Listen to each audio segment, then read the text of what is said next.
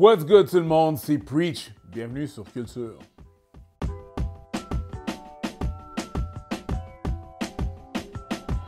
Qu'est-ce que j'ai fait avant de faire de l'humour?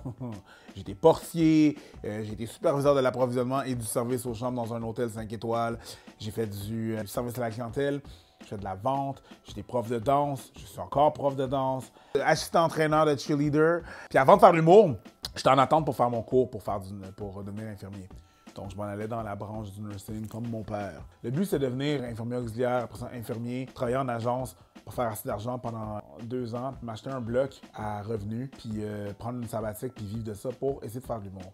Pourquoi tout ça? Parce que, juste avant de commencer à être en humour, mes parents avaient une agence de placement infirmier dont je travaillais. Ouais, un métier que j'avais oublié. Qu'est-ce que je te dise? J'avais dit que j'en avais plein. Je voyais quand même combien ils faisaient, puis je me disais, ah, c'est intéressant. Donc, je me suis dit, je vais faire ça pour pouvoir faire de l'humour, avoir un safe. Puis là, il s'est passé que j'étais portier au Bordel Comedy Club. J'étais la porte. Ce qui veut dire que n'importe qui dans l'industrie qui passait au Bordel Comedy Club passait par moi. T'étais un humoriste, tu passais par moi. T'étais un acteur qui venait voir le show, tu passais par moi. Un gérant, moi. Quelqu'un qui vient voir le show, moi. Tout le monde devait passer par moi. C'est moi qui t'indiquais où est-ce qu'il fallait que tu te places, où est-ce que tu te mettes ou quoi que ce soit. Les gens, c'était le premier contact qu'ils avaient avec au bordel. C'était moi. Je me suis dit, je vais essayer de changer la façon que les gens sont portiers. Parce que le propriétaire du bordel voulait faire non plus, Luc. Salut Luc. Il voulait un portier, pas un portier, là, Fuzzy de Brossard, là, Fuzzy de Laval, le Beach Club, là, juste des bras. Comme je dis souvent, les muscles, c'est pour ma blonde. Donc, j'essaie d'utiliser le mental, puis être courtois avec les gens et être souriant. Ma première scène, c'est en étant portier. Je faisais rire le public qui attendait. Leur expérience bordel commençait dans le line-up. Quand j'étais à l'intérieur, je pouvais voir comment les gens travaillaient. Du début de la semaine, avoir quelqu'un qui commençait son numéro, à la fin de la semaine, c'est un différent numéro. Je voyais qu'est-ce qu'ils enlevaient, qu'est-ce qui marchait plus, qu'est-ce qui marchait moins. L'interaction du public aussi.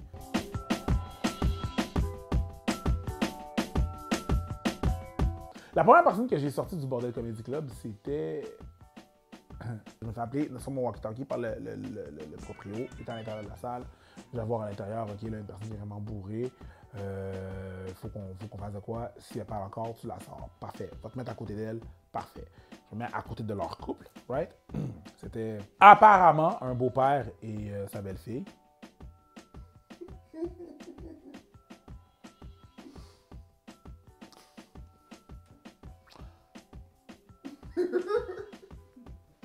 De la façon que ça se tenait, très ouvert comme famille. Anyways, bref, la fille, elle est traversée. OK? Elle se tient plus debout. Elle est gone, là. OK? Et là, je me mets à côté du monsieur. Elle voit que je suis à côté. Elle vient me parler. Et elle parle fort comme une personne bourrée. C'est un show d'humour. Je sais pas, le bordel, c'est tout petit comme ça, là. C'est très proche, là. Hein? C'est trop petit. Fait qu'on entend très bien ce qui se passe. Dans mon oreille, on me dit, yo, on la sort, parce que le monde se retournait. Et finalement, j'essaie de la prendre, puis elle était comme, non. C'est ce qu'on monsieur, il faut qu'elle sorte. Puis elle avait compris, mais elle voulait pas. Mon boss m'a regardé, il a fait, j'ai dit, OK, va ouvrir la porte. En 3, 2, 1. Il est parti ouvrir la porte, je l'ai mis sur mon épaule. Elle est partie, je suis sorti de la salle de spectacle, je l'ai déposée. J'étais pas contente qu'on la sorte. Commence à faire du bruit, ci puis ça, commence à charger le propriétaire, moi je la retiens, je la ressors dehors et je la laisse dehors, le propriétaire s'en occupe et tout. À la fin du show, le monde s'est évacué et tout, parfait. Et là, mon boss me dit, ah ouais, cette fille-là, c'est une policière de Blainville. C'était une policière. Fait que ces temps-ci, je me tiens vraiment moins à Blainville, là, depuis le temps, là. Je te dirais, je garde ça relax, là. Fait que je disais que j'avais pas une anecdote. Finalement, ouais, j'en ai une. C'est celle-là.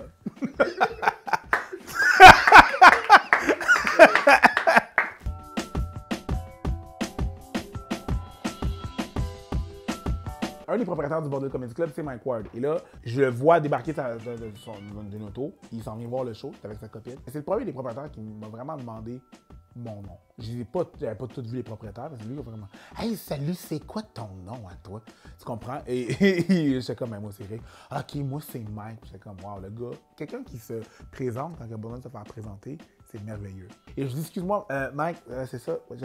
J'allais commencer à faire de l'humour en anglais, juste à parté. Je vais commencer à faire de l'humour en anglais, pas parce que j'aime pas la langue française, mais je voulais juste me dissocier du bordel, parce que je voulais pas que les gens ils se disent « Ah ouais, on sait bien, le portier, il y a des passes droits. » Bon. Fait que je me suis dit, je vais commencer ailleurs, puis quand je vais être prêt, je vais être prêt là, pour le bordel, puis ça va être messed up, tu comprends? Il me dit « Ouais, pas trop, va à telle place, telle place, telle place, dis que je t'envoie, tout va bien. » Septembre arrive, il revient au Bordel Comedy Club, vient voir, il me dit « Éric, c'est ça? Ouais. As-tu commencé à faire un show en anglais? » Je suis comme « Non, je n'ai pas commencé. » Parfait, laisse faire ce projet-là. Commence ici à la place, au open mic. On va commencer un open mic. Ce serait meilleur que tu commences à faire un... Tu sais, il m'a comme convaincu que finalement, je devais commencer où est-ce que je travaille. J'étais comme « OK, je vais faire ça. Parfait. » Tu diras à Charles Deschamps, un des autres propriétaires qui faisait le booking du open mic, de mettre ton nom. C'est parfait. Je vais y dire, éventuellement, à un moment donné, quand je vais être prêt. Et là, je rentre en dedans. Charles vient me voir. Fait que Mike m'a dit que tu voulais être sur le show. Ouais, éventuellement. Cool, t'es le premier à la première soirée. Ah, d'accord. Parfait. Challenge accepted. Tu comprends? Mais c'est comme été précipité là-dedans. Ce que je savais pas, c'est que je savais pas que c'était le rêve de Mike d'avoir un comedy club où est-ce que le staff faisait aussi du stand-up. Tu comprends? Comme qu'est-ce qui se passe des fois à New York et ci et ça. Fait que moi, je savais pas que c'était son rêve, mais good for me, I guess. Et finalement, cette soirée-là arrive. Charles me dit, finalement, je ne serai pas te mettre en premier parce que Mike, il a un show à Deux-Montagnes. Il veut vraiment te voir. Fait qu'il m'a dit de te mettre plus loin dans le show pour qu'il ait le temps de te voir jouer. Parfait. Je fais mon premier show. Mike est là, trouve ça drôle. Et là, ça va bien. Il me félicite. Il est comme genre, ah ouais, t'es drôle, t'es vraiment drôle, good job. C'est pas cette fois-là qui est importante, la première fois. C'est la deuxième fois. Parce que moi, je me suis dit, après la première fois, je me suis dit, je vais retourner sur le stage dans 6 semaines. Semaine passe, la 5e semaine arrive, je me dis, OK, c'est la semaine prochaine. T'sais. Je suis au open mic et je vois le gérant de mic rentrer. Michel, c'est toi à côté de moi. Il me dit, ça va bien? Oui, ça va bien. Parfait. Et il y a un gars sur le stage, je ne me rappelle pas c'est qui, mais pendant 3 minutes, le gars, ça va super bien ce qu'il fait. C'est super drôle. Le gars, il est fort. OK? Et là, habituellement, à 4 minutes, tu as une lumière qui s'allume pour te dire qu'il te reste 1 minute. Là, il a fait 3 minutes, la lumière ne s'allume pas. Et le gars, il dit, ben là, j'ai dit tout ce que j'avais à dire, je ne sais pas ce que je vais faire, ben je freestyle un peu. Et le gars commence à freestyle.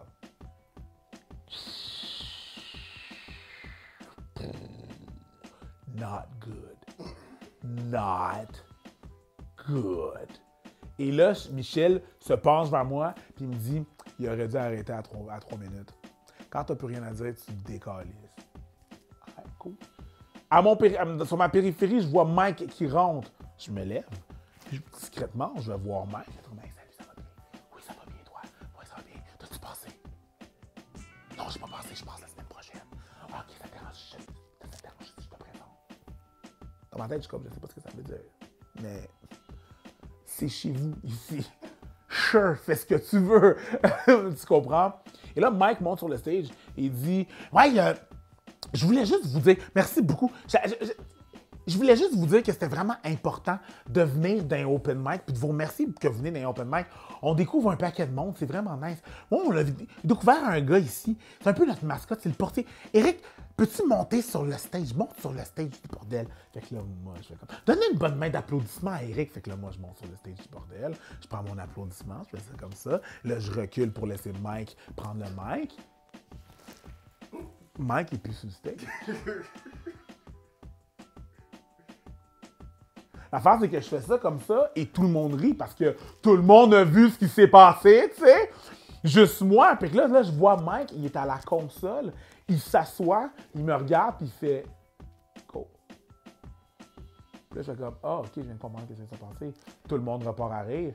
Et là, je commence à freestyle sur le premier sujet que j'avais pour la semaine prochaine, ce qui veut dire que je n'avais pas travaillé dessus. Donc, je commence, ça va.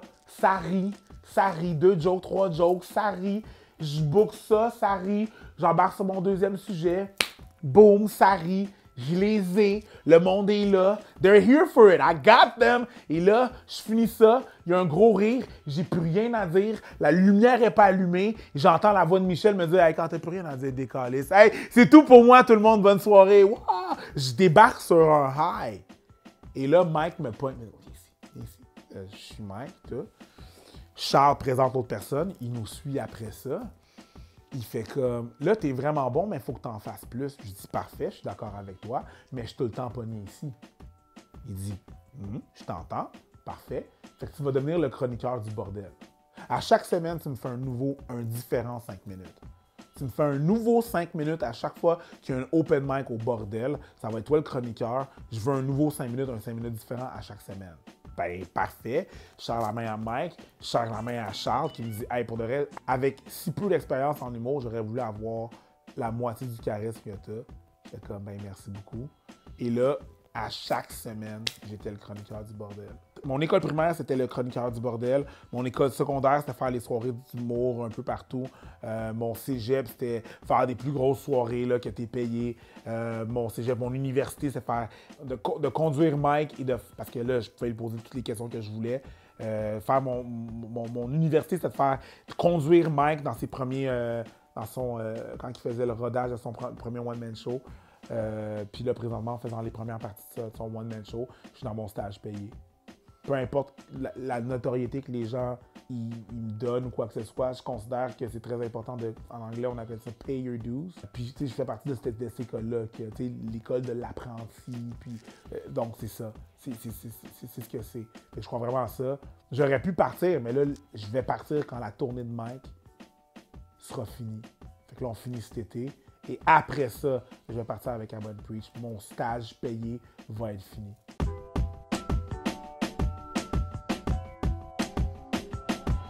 Mais je me rappelle une des premières que je fais encore des fois, une fois de temps en temps.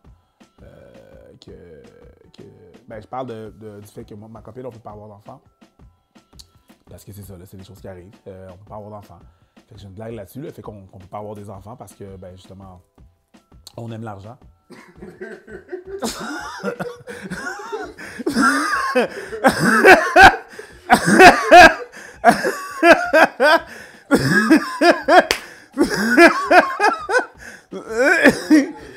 C'est tout. Monnaie. C'est vraiment juste ça, là. C'est pas autre chose. Si tu me vois avec des enfants, tu vas faire comme OK, il fait vraiment de l'argent. Ouais. Ça, c'était une des premières. Je la fais encore parce que. Est-ce que j'aime encore l'argent? Elle a marché, là. Elle a cassé, c'est bon. Le pire, c'est que cette blague-là, en plus, là, c'est quand je la fais, tu vois, je l'installe comme ça, tu sais. Puis la façon que je l'installe, la façon que je la fais, si j'entends dans le public un « Oh », je suis comme « Yes, bitch, I got you ».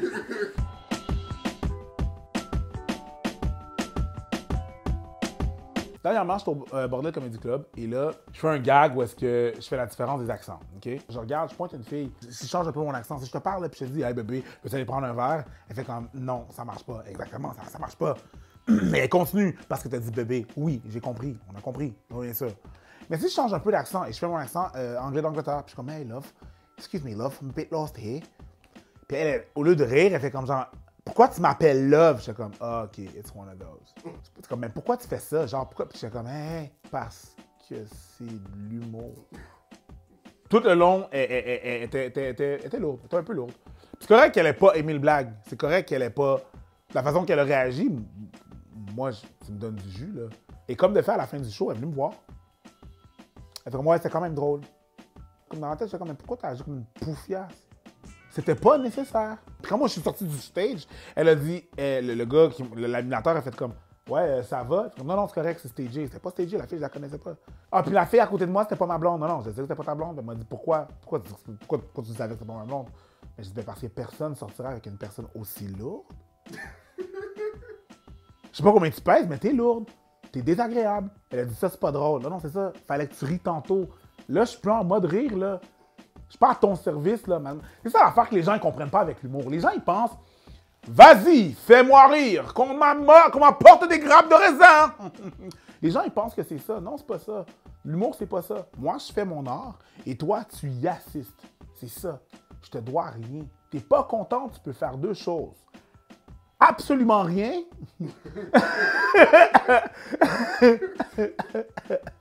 Ou foutre le camp. C'est les deux options que t'as. C'est tout.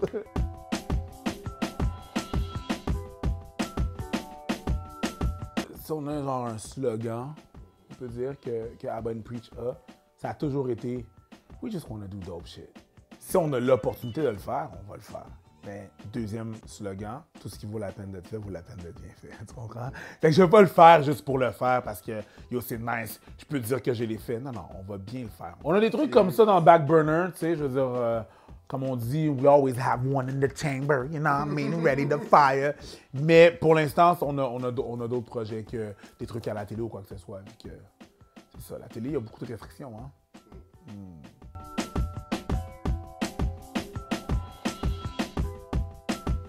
François Pérusse, c'est un humoriste québécois qui fait de l'audio. Dans le fond, il y avait des albums. C'est des albums d'humour. Moi, j'ai grandi avec ça. Ma mère m'a acheté à Noël à un moment donné l'album du Peuple tome 2, qui est selon moi un des meilleurs albums. C'est plein de personnages. Ça m'a comme tenu compagnie quand j'étais au primaire secondaire. Il y a un moment donné, j'ai comme décroché l'humour québécois qui était très stéréotypé et très, tu sais, ça me gossait un peu. Puis il n'y avait pas ça à l'album du Peuple. Et je l'ai rencontré, François Pérusse, une fois, ouais. Il est venu au Bordel Comedy Club et bizarrement, je sais, ça va être bizarre, sa gérante, j'ai été son prof de danse. Tu sais, shout-out Marie. Mais j'ai été son prof de danse. Fait un moment donné, elle est venue manger au bordel avec François. Puis je suis pas le gars qui va faire comme « Oh mon Dieu, oh mon Dieu, oh mon Dieu, oh mon Dieu, j'aime tellement faire un différent genre. » Puis c'est chill si vous le faites, y a pas de problème. Moi, j'ai vu François, j'ai dit « Hey François, merci pour ce que t'as fait. » Quoi ça? Les albums du Peuple. Ah ben, ça fait plaisir, pas de problème. C'était notre discussion. J'ai dit ce que j'avais à dire. J'ai pas fait la déclaration d'amour. J'ai pas dit genre que yo bro, t'as sauvé ma vie, là. Tu comprends? Même si c'était vrai. J'ai juste dit merci. Ça va.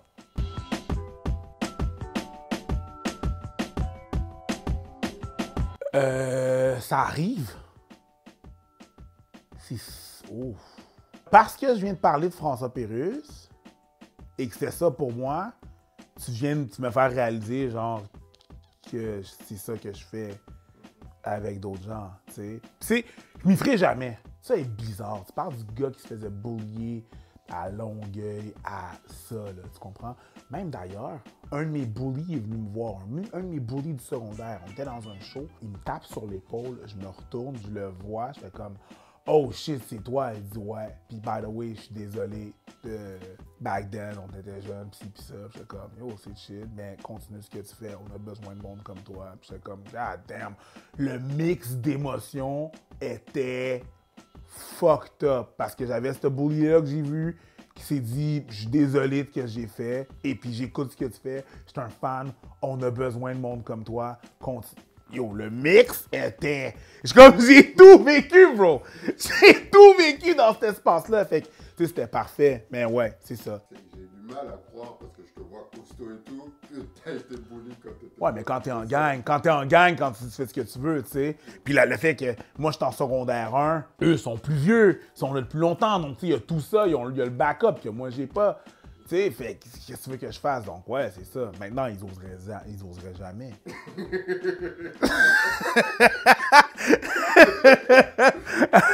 Viens, je vais me gêner. À quand un show solo de Preach? Tout ce qui vaut la peine d'être fait vaut la peine d'être bien fait. Fait que quand je vais être prêt puis quand ça va être bien fait, tu vas le savoir, c'est sûr. C'est pas une question de temps, c'est une question de préparation, man. Merci. Ça fait plaisir.